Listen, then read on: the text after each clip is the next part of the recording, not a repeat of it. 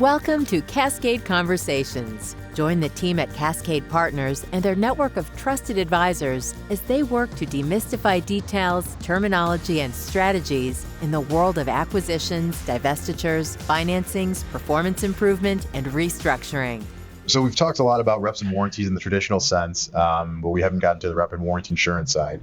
So rep and warranty insurance is just as it sounds. It's insurance for reps and warranties. It seems to be pretty commonplace now in the buyers and sellers side of the transaction world. I typically see it from transactions that are typically 25 million of enterprise value up. It's not something that has to be done, but it's commonplace for a reason. Can you talk to us a little bit about reps and warranty insurance and some of the benefits of it and how it can streamline the negotiating process? Yeah, so at its basic core, rep and warranty insurance is exactly what it sounds like. It is insurance that is provided to the parties, really to the benefit of the buyer, that the statements, that if there's a breach of the statements in the purchase agreement, the reps and warranties, the insurance company will step in and pay for those damages on behalf of the seller.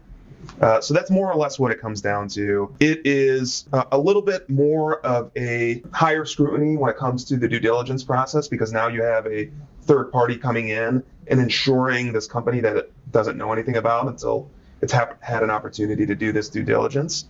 So I would say that process is a little bit more scrutinized, but in general, it means that from a seller's perspective, you don't have to negotiate the reps and warranties as closely, because you have some comfort that you're not going to have to necessarily pay out of pocket in respect of a damages claim.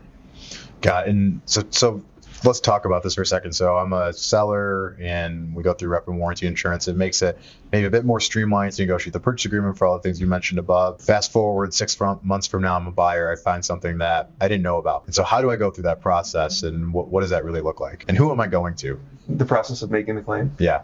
So hopefully that never arises. But typically the claim is made the same way as is required under the purchase agreement. The buyer, you have to follow the indemnification procedures, but if there's a direct claim, the buyer is sending an indemnification notice to the seller and to the insurance carrier. And then that sort of triggers the process. The benefit is the liability, right, isn't as much on the seller as it is the RWI provider. So the seller is really on the hook for what the deductible that they're splitting, ideally at the beginning of the engagement or the closing of the engagement. So there's a retention amount with respect to RWI, and that's typically around 1% of the coverage of the insurance itself. So that retention amount, typically half of it will be put in escrow by a seller, and the other half will be covered by the buyer. So there is it's almost like a self-insurance threshold.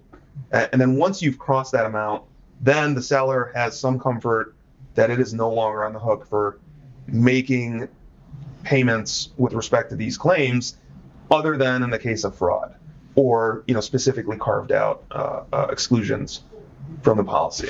And let's talk about that for a second, some of these carved out inclusions. Why would something be carved out? Is it because as we're going through diligence, it's something that was known, so the insurance obviously doesn't want to insure something that was a known issue, or why else would something be carved out? There are two different types of carve outs, or at least I'd put them in two specific buckets. There are standard exclusions, and those are things like losses resulting from a breach of a covenant, from losses resulting from purchase price adjustments, from forward-looking statements, net operating losses, pension plan liabilities, and fraud. Those are generally carved out for most policies. And then beyond that, there are deal-specific carve-outs. Those typically are carve-outs for known issues or known liabilities. If they reach some level of materiality, the carrier is not going to cover it. I mean, if it's something that's de minimis or immaterial, you may still get coverage for that. But if there's a known issue, then that is typically carved out from the policy. No, that makes sense. And last question on this that has to do with just broader reps and warranties and RWI. How has the pandemic changed how some of these are being written?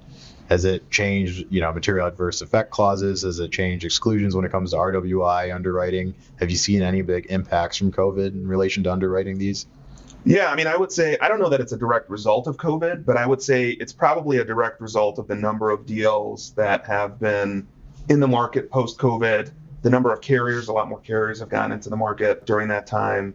And generally speaking, we're seeing that the market is a lot softer. So that means slightly lower premiums, slightly lower potentially retention amounts, more negotiations around the exclusions, And what the end result is that rather than RWI really only making sense from a financial perspective for deals that are 20 or 25 million in enterprise value, now we're seeing that it actually can make sense for deals as low as $15 million for a typical RWI policy.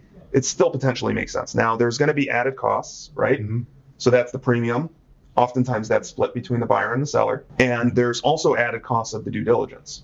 So, I would say, generally speaking, in a typical transaction, buyer is going to want to do a fair amount of due diligence.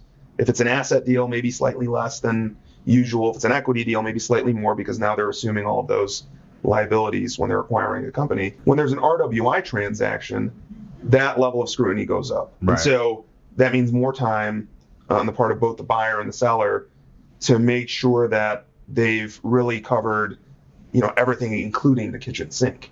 The process is typically similar to a normal M&A transaction.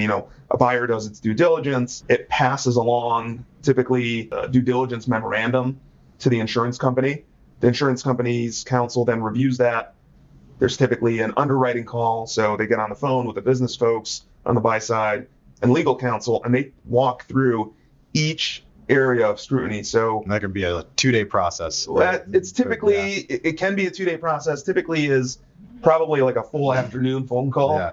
And if you have, good counsel, we try to be efficient about how quickly we get through that. But it is a process. And then they leave that call, not necessarily answering all of the questions, maybe most of them, but then they'll pass along follow-up questions, right? We talked about this. We didn't really have the complete picture. You didn't give us the full answer. So here are our follow-ups. You respond to those follow-ups, and then eventually you get to a point where they've gotten the information they need, and they produce a policy, and that policy includes whatever the exclusions may be, and then you negotiate the policy. Once you've negotiated the policy, if you're ready to close on the business deal, you also then bind the policy at the closing. So everyone would get on the phone. That's buyer, seller, counsel for both sides, the underwriter, and the underwriter's counsel. So everyone gets on the phone. They release signature pages, and they bind the policy at the same time. And that's how rep and warranty insurance gets implemented. But as I was mentioning, there are slightly elevated costs during that negotiation period. Oftentimes it's worth it because at the end of the day, the seller gets comfort that it's not going to be on the hook for there's coverage for damages that occur post-closing. It can take its money and go use it as it wishes. And buyer gets comfort that there's a collectible party on the other side, right? That, someone is standing behind these. They're not going to have to chase after, seller to try to recoup any of those losses. Right, and sellers getting more of their money up front too, because it typically replaces that escrow aside from whatever the deductible portion or the retention portion is. And so it's beneficial to both parties. I mean, we talk about, as advisors, and especially talking to clients in the lower middle market, there's a lot of costs at the beginning of doing a transaction. Attorneys, investment bankers, quality of earnings, reps and warranty insurance, but all of these, there's strong rationale as to why we encourage it, because while it's a little bit more upfront on the front end, it can save you a ton of money on the back end. And also every multiple or every dollar in which you're saving now, especially when it comes to things like a quality of earnings, et cetera, there's a multiple associated with that.